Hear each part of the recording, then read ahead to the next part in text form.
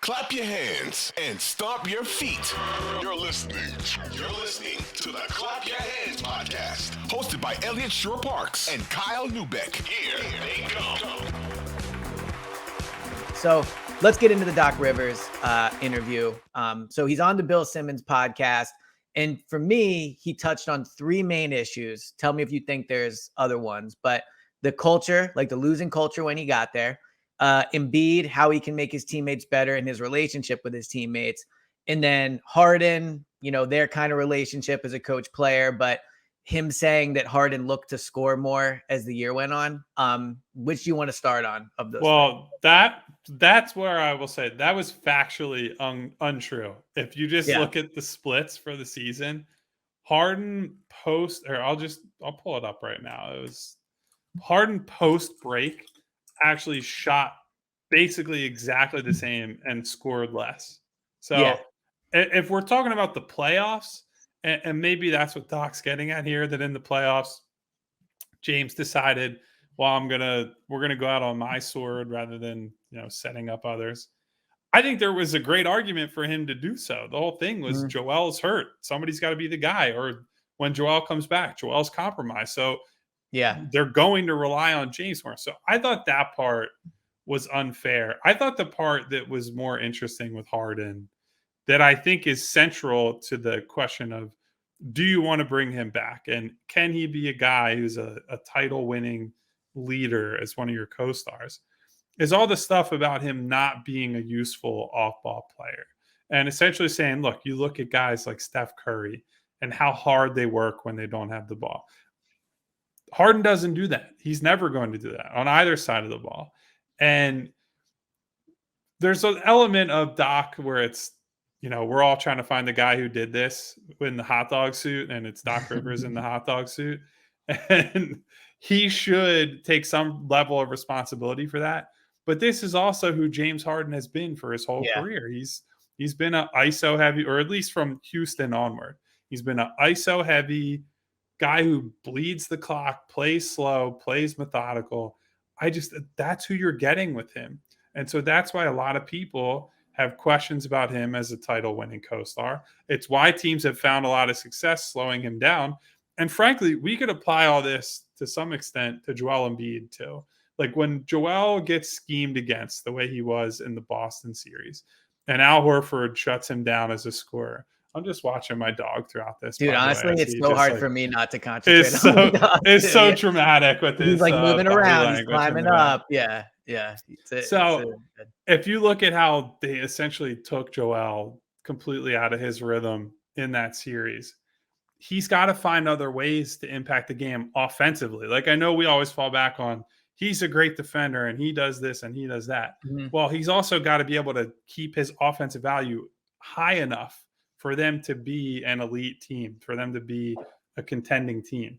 And he didn't read doubles well. Like the Brooklyn series, he certainly was a good enough playmaker to beat that crappy team. But against a real team in the playoffs, he wasn't able to do it. And so he's got to be a more aggressive screener. He's got to be, maybe use him more of like an off-ball cutter, or a guy who's actually rolling hard to the rim and being a lob target in a way that he just hasn't been up to this point in his career. So I think that criticism from Doc for Harden was fair. And I think it's something we have to think about as we apply that to Joel Embiid and, his place as the star moving forward. So when I heard Doc talking about this, and I was thinking like, he didn't move enough for Doc, maybe under Nick Nurse, blah, blah, blah. I just had this vision of James like having to run around the court and just pulling a hamstring, and like, that's it. Like, so, while I do get, and maybe, Doc actually mentioned that too. He's like, I wish I had the younger James, that maybe I could have gotten more, right. So more active. And it was also so funny. I mean, you already brought the numbers up, but when you look at it, it was something like 14 and a half, 15 shot attempts before All-Star break, 15 shot attempts after All-Star break, 15 shot attempts in the playoffs or whatever when Joel wasn't on the court. It obviously went up in the games he wasn't. And also for a player that we all sit here all playoffs and we're like, yo, bro, try to score. Like, what are you doing? You're driving into the lane and kicking it out, or you're being like super passive. To use that as an excuse. Now, shot attempts are not always the best way. Like, we don't know behind the scenes, like whatever. But that was a funny thing. I mean, the other thing is it is pretty clear that James and Doc like bumped heads more than I was aware of while the season was going on. And again, to your point about how winning hides these things, this was a team that, was competing for the number 1 seed, that won their first playoff series, that was on the brink of eliminating Boston. So there was not a ton of stretches throughout the year where things were really ugly, which is probably why you didn't hear about it. But yeah, I mean, to have your second best player or 1A or whatever butting heads with your head coach, like certainly not ideal. And you would hope that when Nick Nurse and James met, they were more on the same page. And that's important for the Sixers to figure out. Like, is James going to be happy in the role that they have for him? Because otherwise you're going to have this same thing that he had with Doc, where James isn't super happy with the role. He's talking to reporters about how much he's sacrificing. He's still not really doing what Doc wants. So that is an important thing they have to figure out with James as well. Yeah. So look, the James Harden thing is just going to be back and forth up to when he signs the deal. And then right after he signs the deal, it'll be another debate until they take the floor in October. And then there'll still be the people, and rightfully so, I think we could both say, right up until the playoffs. And hey, you got to prove it in the playoffs, James. That's the bed that he's made for himself. So I think after the first round. Yeah, anyone who is a skeptic on Harden, I get. Anyone who is a booster of Harden, I also get, maybe to a lesser extent. And thought Doc's, I wouldn't even call it criticism. I thought Doc's analysis or assessment of him was pretty fair. So the most concerning thing that Doc said, and it was weird. The interview was a weird combination of this guy is like somewhat trying to cover his own ass, but also I do think there was some honesty in there. Like a lot of things he said, we would probably say outside of if Doc was saying it.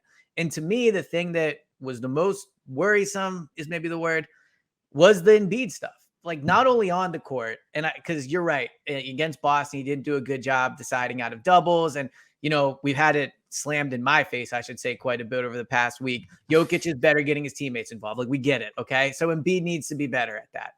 But I thought the off the court stuff was not ideal to hear about your leader, your best player. Like we can say that, PJ is the leader or whatever. Joel has to be the guy. Like he's your best player. He has to be the guy. And if we talk about the culture thing, is it Doc? Is it James? Like, was it Ben? Was it Jimmy? Joel's the one that's been here through all the iterations of this team. And it's kind of been the exact same problem throughout all iterations of this team. Getting in the second round, coming up somewhat small, and Joel having like stretches where he looks disinterested or doesn't play well. So that was concerning in the way that like he almost implied he isn't that close with his teammates, or he needs to be better at telling his teammates he loves them, I think is how Doc put it. That wasn't great to hear about Joel, that there's at this point in his career, we're still talking about like, hey, like be tighter with your teammates, like be a better leader in that regard. I didn't like hearing that from Doc. Well, so I'll say this. I'll take a middle ground position here, which is everyone's least favorite position on a podcast. Say, man. Yeah. But his teammates and Doc Rivers as well have said that he's come out of his shell and been more of an active off-court guy in the last couple of years.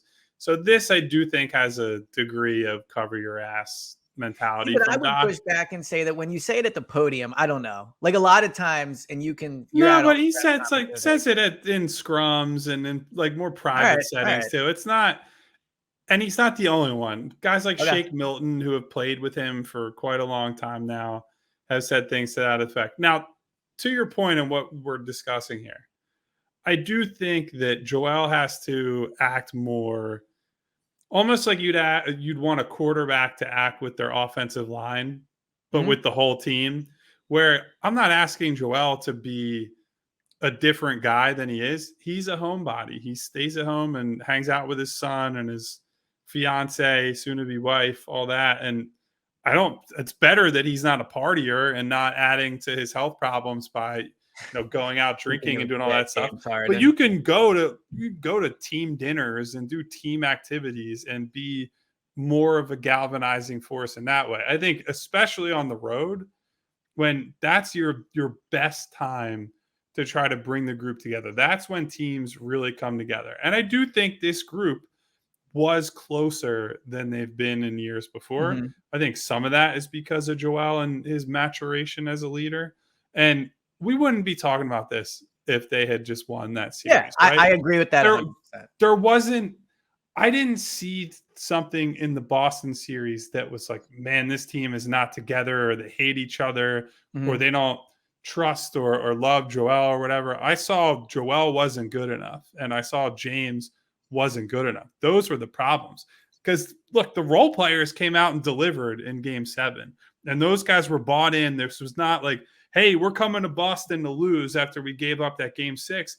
You could see among a lot of those guys, there was still belief that they could get this done. And that, to me, is the best reflection of, if you want to call it team culture or team bonding, whatever it is. If they had all come up there and laid down, then you could say, yeah, this group doesn't have it. They don't have what it takes on and off the floor, all that. But that's not what I saw. You could definitely say that about the star players and say Joel and James didn't do what it took. And if you want to say, hey, maybe Joel should have went to, 3 more Momofuku dinners in New York, or, whatever it would have taken to be more that guy, then okay, I'm sure that was a contribution to all this. I don't think, from what I can see and what we see manifest every day behind the scenes, on the floor, whatever, I don't think that was the problem.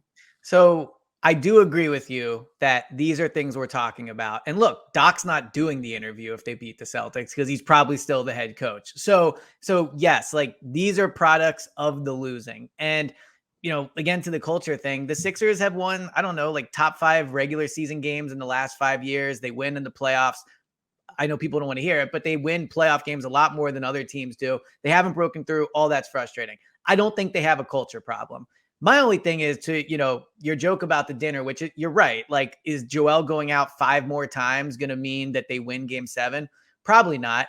But I don't know, man. Like, I can't get over the, like, Jalen Hurts is such a leader. Everyone loves that about him. And then on the flip side, be like, well, whatever. I just, in Joel, when I'm around him, like at, the games I've covered and just like watching him in warmups, he just seems like a quiet guy, which is fine. And I guess that's what you would prefer. But then that also seems to be the same guy that looks emotionally disinterested in Game 7. Like, I'm worried maybe as a leader, he just goes inside of a shell, and like that's what the team becomes because of that. But I guess you're right that the role players didn't do it in Game 7. So I think it's a fair thing to think about for him as the star of the team, right? If we have to sit here and worry about, hey, is Joel going to be up for this game or up for this moment in the biggest moments? That's a huge concern. I don't think we're seeing what I would call culture-based problems with player relationships. I think all those guys,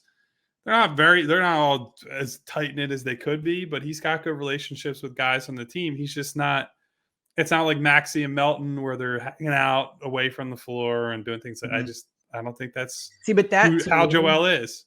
To me, though, like, I would love if Joel was a part of that. I just would. Like, it doesn't mean it's going to make them win more. Like, I would love to know that the best player on the team is the one everyone wants to hang out with, and that he's hanging out with them too.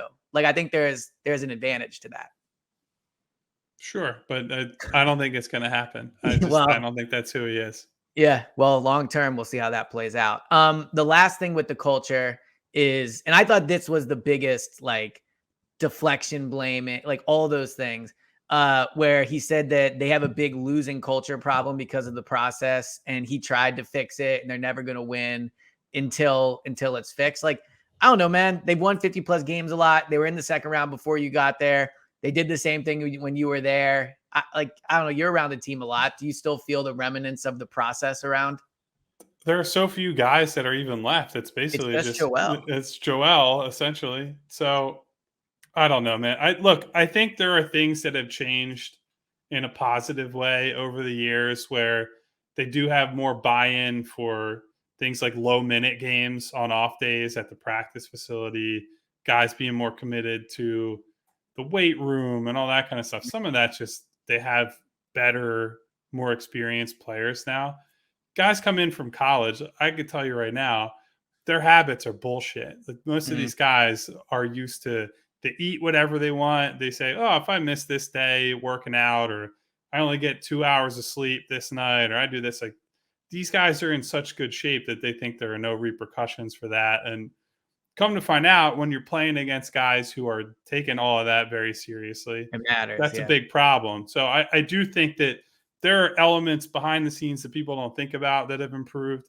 I do think too, I know competitiveness in the regular season was the thing we ding them on at times, but I would still say their night to night culture was much better, where, I mean, the comebacks were a big part of that 100%. we talked about, where it's, in years past, they would have just laid down and died like dogs. Like, they just would have.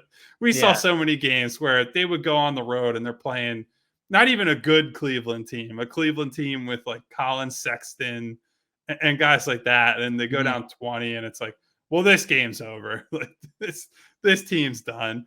Yeah. And now there's, even when they find themselves in those positions, I think there were very few games all year where the Sixers went out there and just died and said, nah, we don't have it tonight. That has been the biggest change, I think, since Doc came in and since Ben Simmons left, because Ben was fairly consistent in that regard, but certainly had his ups and downs. I just think night to night, they're a better, more committed team. And that's a good example of how the culture has changed, but it's also the team has just gotten better. They just have better players. They're not relying on, the Hollis Thompson anymore. Yeah. So. Well, another takeaway from the Doc thing was, and I liked Doc more than most. I wouldn't say I was, an extreme Doc defender. I just wasn't on the side of get him out of here. He's why they're losing. I did, when I was listening to it, make me think maybe Nick Nurse will be like a real competitive advantage for them. And I think about it with Bradley Beal and Maxey and all these guys, that maybe we'll just get more out of these players last year than Doc got out of them. Like, maybe Doc's specialty was not the X's and O's. It was the motivational things and all that. But I'm excited after listening to Doc to have a new head coach and just to see what that's going to look like next year. Thanks for watching. If you enjoyed this video, please don't forget to hit that subscribe button right here. You'll get all the videos in a playlist, and make sure you leave a comment in the section below to let us know what you think. And don't forget to follow us on social media to stay up to date. All our latest updates, new episodes, new podcasts. Links are in the description. Thanks again for watching, and we'll see you in the next video.